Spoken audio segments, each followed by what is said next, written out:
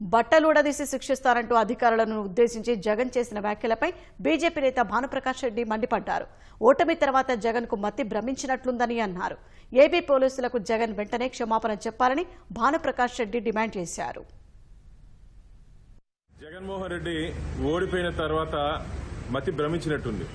బట్టలు ఉడదీసి నేను శిక్షిస్తా. ఏందయ్య శిక్షించేది? ఆంధ్రప్రదేశ్ రాష్ట్ర ప్రజలు నిన్ను నీ పార్టీని బండకేసి ఉతికి ఆరేశారు. వైనాట్ 175 వైనాట్ 175 అయితే 11 సీట్లకు పరిమితం చేశారు. నేను నువ్వేందయ్య అంత అహంకారంగా మాట్లాడుతావు? వెంటనే ఆంధ్రప్రదేశ్ పోలీసులకి క్షమాపణ చెప్పాలని చెప్పి నేను డిమాండ్ చేస్తున్నా. నీకు కావంటే సర్ఫెక్సలు అయితే రిన్స్ సోప్ పంపిస్తా. నువ్వు నీ పార్టీ ఎవరెవరు ఈరోజు విమర్శిస్తున్నారు అందరూ మీరు బట్టలు ఉతుక్కునేదానికి సరిపోతుంది తప్ప మీ సమయము తిరిగి అధికారంలోకి వచ్చేదానికి మీకు సమయం లేదు. జగన్మోహన్ రెడ్డి గారు, ఆంధ్రప్రదేశ్ ప్రజలు ఎన్డీఏకి పట్టం కట్టారు. ఈరోజు బ్రహ్మరథం పాడారు ఎన్డీఏకి. మీకు కేవలం 11 స్థానాలకు మాత్రమే పరిమితం చేశారు. నోరు అదుపులో పెట్టుకుని మాట్లాడని చెప్పి జగన్మోహన్ రెడ్డిని తీవ్రంగా హెచ్చరిస్తూ వెంటనే పోలీసులకు క్షమాపణ చెప్పాలని చెప్పి డిమాండ్ చేస్తున్నారు.